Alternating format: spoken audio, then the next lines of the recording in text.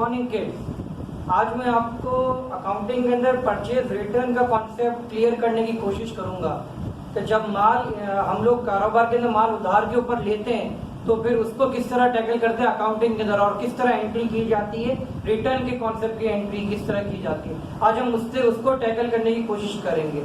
उससे पहले आपको लायबिलिटी को समझना बहुत ज्यादा जरूरी है। अगर लायबिलिटी को बहुत अच्छी तरीके से समझेंगे तो रिटर्न का कॉन्सेप्ट बहुत ज्यादा आसान हो जाएगा। तो बच्चे असल में लायबिलिटी के कॉन्सेप्ट को नहीं समझते, जिसकी वजह से रिटर्न का कॉन्सेप्ट थोड़ा टफ हो जाता है। अगर आप पूरे कॉन्सेप्ट को सही तरह समझेंगे तो आपको कोई दुश्वारी नहीं होगी। ठीक है, चले मैं एंट्री की तरफ जाता हूँ। पहले मैं कॉन्सेप्ट बताता हूँ। लायबिलिटी बढ़ती है तो क्रेडिट होता है, लायबिलिटी कम होती है तो डेबिट होता है। अकाउंटिंग का रूल है कि उधार बढ़ेगा तो क्रेडिट होगा, उधार कम होगा तो डेबिट होगा। अब ये उधार क्या कहते हैं, उधार होता क्या है? उधार क्या होता है कि आपको उस वक्त तो किसी चीज को फायदा मिल जाता है, उधार पे कोई चीज मिल जाती है, लेकिन आपको बाद में उसके लिए पैसा सेक्रीफाइस करना पड़ेगा। कोई भी चीज है, जैसे मिसाल के तौर पे आप अपने दोस्त से मोबाइल खरीदते हैं उधार के ऊपर खरीदते हैं कि थोड़े दिन देखूंगा, सही होगा तो फिर लूंगा वरना नहीं लूंगा। अगर क्या कहते हैं आपको समझ आते हैं तो फिर आप पेमेंट कर देते हो। तो यानी आप कोई चीज भी ले लेते हो, फायदा तो मिलता है, कुछ वक्त आप इस्तेमाल कर लेते हो जैसे मोबाइल, बाद में तो लेकिन पैसा आपको देना पड़ता है ना। तो क्या कहते हैं, ये अकाउंटिंग का है। अब क्या कहते हैं, पहले लायबिलिटी का रूल है, लायबिलिटी बढ़ती तो क्रेडिट होता है, लायबिलिटी कम होती तो डेबिट होता है। लायबिलिटी के बारे में मैंने सेपरेट वीडियो बनाई है, आप चाहे तो उसको भी देख सकते हैं।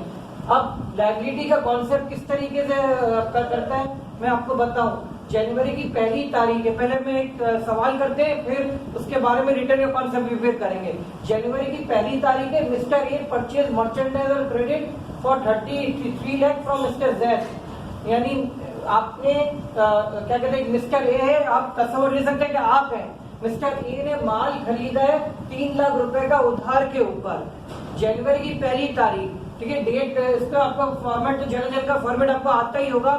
डेट, पर्टिकुलर, पोस्ट, डेबिट और क्रेडिट नहीं आता तो जरा देख लीजिए, जनरल का ये फॉर्मेट है। डेट के अंदर तारीख दी जाती है, जनवरी की 1, डेट क्या है, जनवरी 1। ठीक है, अब मिस्टर ए ने माल खरीदा है 3 लाख रुपए का उधार के ऊपर मिस्टर जेड से। जेड तस्वीर ले सकते हैं, कोई भी बंदा है आपका उधार का, ठीक है, आपका जान पहचान का। तो आपने माल खरीदा है, तो माल आया है तो डेबिट। दुकान परचेज क्या होता है, दुकान का सामान होता है जो रीसेल करने के लिए कारोबारी रीसेल करने के लिए करता है। तो माल खरीदा जनवरी की पहली तारीख, परचेज इज डेबिट। माल खरीदा 3 लाख रुपए का, माल आया, सामान आया दुकान का तो डेबिट हो गया। अकाउंटिंग के अंदर कोई चीज आती है तो डेबिट होता है, तो माल आया है तो डेबिट हो गया।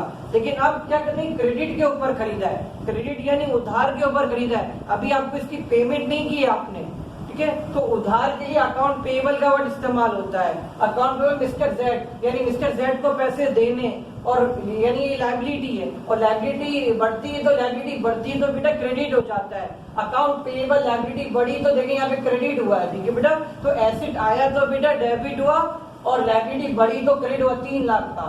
अब नरेशन लिखेंगे टू रिकॉर्ड परचेज मर्चेंडाइज और अकाउंट। उधार के ऊपर ये एंट्री की जाती है कि माल आया डेबिट, उधार पे है तो अकाउंट पेएबल क्रेडिट। अब मैं असल चीज के ऊपर जाता हूँ, रिटर्न की एंट्री के ऊपर, ठीक है।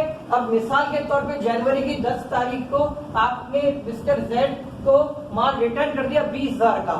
आपने 3 लाख का माल खरीदा था, उसमें से कुछ सामान आपका खराब था, हो सकता है 20,000 रुपए का माल खराब था, तो आपको समझ नहीं आया तो आपने कहा वापस कर लीजिए। आप उनके पास गए, मिस्टर जेड के पास गए, तो कह रहे भाई ये देखिए 20,000 का माल है, आप वापस ले लीजिए। तो वो कहेंगे ठीक है, माल वापस ले लेते। तो कह रहा जी मेरा हिसाब कम कर दीजिए, मैं 3 लाख का आपको नहीं दूंगा, 20,000 रुपए कम कर दीजिए, 20,000 रुपए कम कर दीजिए। उधार 20,000 से कम हुआ है ना, उधार कम होता है तो देखिए उधार कम कर लिया, उधार कम होगा तो डेबिट होगा, अकाउंट पेएबल डेबिट। और परचेज रिटर्न क्रेडिट, माल चला जाएगा ना, जब माल आया था तो डेबिट हुआ था, अब माल चला गया तो परचेज रिटर्न क्रेडिट हो गया 20,000 रुपए।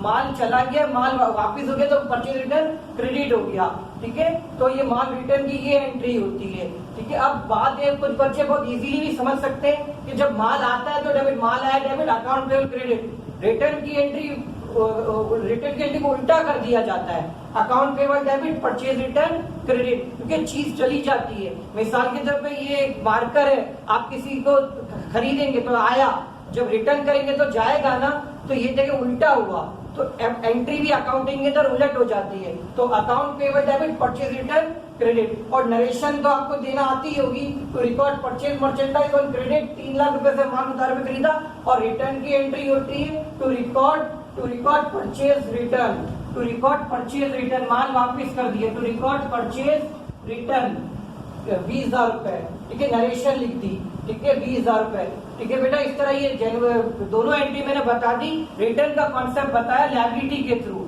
ठीक है। मैंने ये वीडियो बनाई है, अगर आपको ये वीडियो अच्छी लगी हो और समझ आई हो वीडियो, तो क्या कहते हैं, मुझे ये क्या कहते हैं, मेरी बेटी ने बनाया ये, उन्होंने कहा था कि सब लोग तो कंप्यूटर पे करते हैं, आप है, मेरी उनको ड्राइंग का बहुत ज्यादा शौक है, तो उन्होंने मेरे लिए बनाया है। मुझे बहुत खुशी होगी अगर आप सब्सक्राइब का बटन क्लिक करेंगे, क्लिक के बटन क्लिक करेंगे, लाइक करेंगे और शेयर करेंगे, ठीक है। अगर आपको वीडियो अच्छी लगी हो तो प्लीज ये मेरे लिए काम कर दें, मुझे अच्छा लगेगा।